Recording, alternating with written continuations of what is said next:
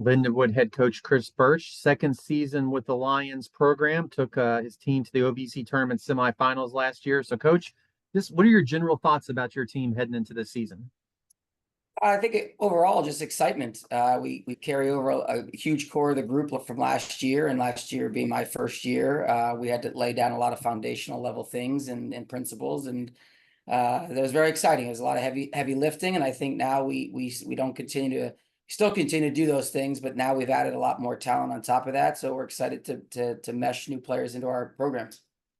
Talk about how you go about putting a roster together in this day and era. And you mentioned you got a lot of returning players.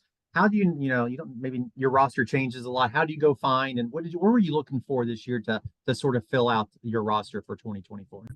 Sure. I was very thankful. I've got a great staff we were very patient in building the roster. I think, when we were very young last year, so you have to let those seeds, plant them in the ground and let's see how and water them and see where they go. And we had so many young guys. We had 6, 7, 8 freshmen starting at a time. So we wanted to see kind of how that played out. That was important to us, and development is very important. And we don't mind playing young guys. And then obviously from there, I think the transfer portal has certainly changed the game for all programs across the country. Obviously, we play a role in that as well. We look at schools in all different levels: Division 1, 2, 3, NAIA, junior college, and then obviously players come out of high school or their gap years. So we built it to pretty much try and balance our roster through the classes.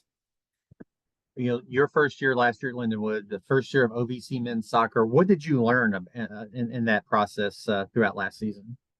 Yeah, I thought overall it was a great conference the first year. I think we were all pleasantly surprised with how I have to give all the coaches in the conference a lot of credit. I think everybody was pretty selfless about trying to work with each other to make this the best conference we can do, and it doesn't work to not work collectively. And so that was very helpful from everybody from all programs. I think that was one. Two, I think we were just a little bit of give and take, learning each other. I think the outside of maybe one or two outliers, everybody competed very well. I think to the final day, we were in second place. We finished in, I think, fourth, but it was like every 3, 4, 5 teams were a point or two away, which is great. That's competitive balance, and I think that was great for the conference. You obviously have some geographical rivals or just natural for your program, but what's it take then, to develop maybe a rivalry with one of the Texas schools or Liberty, like a couple seasons in? Do you see that like we're going to make new rivals with teams we would have never have played before if we weren't in this conference? Sure, I think that definitely is going to play a part. I think local naturalness creates its own rivalries in itself, but I think it'll take one epic game between two programs, or come to the final regular season game, or I think that happens. It takes on its own life. It may not be this year or next year, but I think over time, some programs will go up, some will go down, and some will stay competitive. And I think that creates its own natural competitiveness and rivalry. If somebody's watching your team this year, what would they say? How does this year's team differ from last year's squad? Yeah, I think there's a little bit more versatility from us. I'm excited by some of the young guys last year that are now in their second years of the program. I'm excited by some new faces. So a little bit more depth in different positions. It allows us to play maybe a little bit differently. I think there's some experience that we were lacking last year that we've added. So I think that's what I'm most looking forward to. And if there's one thing your team needs to do between now and November to put yourself in title contention, what would that one or two things be?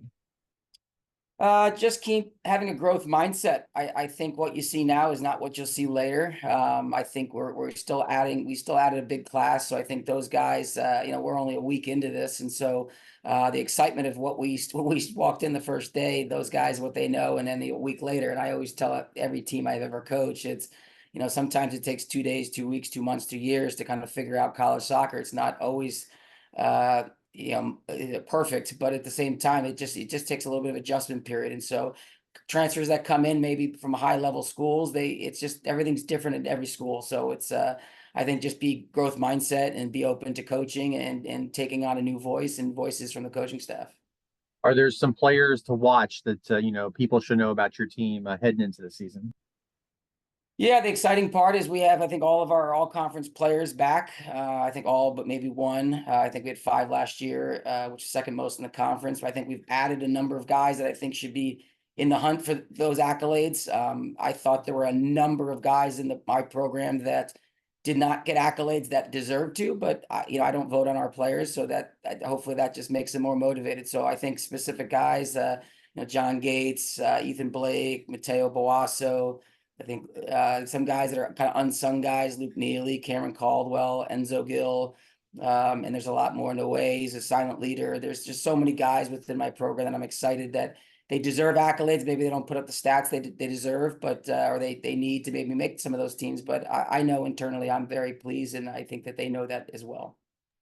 Tell us a little bit about your non-conference schedule that will lead you into the end of September when we start conference play, and just how that's going to challenge your team.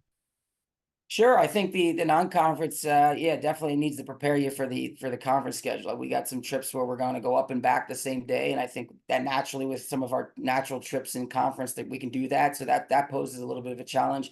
Some are bus trips that are 4, 5, 6, maybe 7 or 8 hours away. Some are flights. We have long trips to Utah, which will be 6, 7 day trip. We're going to Texas trip in the fall. Obviously, that's lengthy. In October. And then, but at non-conference, we have trips to Milwaukee, we have trips to Minnesota, we have trips, obviously I mentioned Utah, to Dayton, Ohio, to face Wright State. And so there's a lot of trips I'm excited for. So we have a lot of away trips, which challenges us in a lot of different ways. And then we have some home trips, home games against some schools that we've played last year, and some new ones that we'll play in 24 and 25.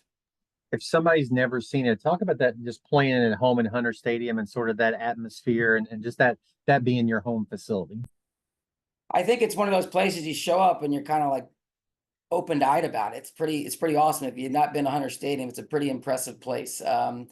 I know that because every time I see away team show up for the first time, they're taking pictures and videos, and you don't typically do that if it's not a place you like. You're going to whip your phone out and take photos at. So, but I think it's a neat place. It's surrounded on all 4 sides by stands and bleachers, and it's intimate. We just replaced the surface. Our athletic department is very supportive of our athletics, and so we're very lucky. Our surface is very nice, top of the line, and so nice locker room setup. So if you come to Hunter, it's a great facility, to be fair, but we want to try and turn that into a place that's very difficult to play. Obviously, I'd imagine everyone in conference would want to say the same thing. Well, Coach, appreciate your time this morning, and just best of luck to you and your team this season. Great. Thanks, Kyle. Appreciate it.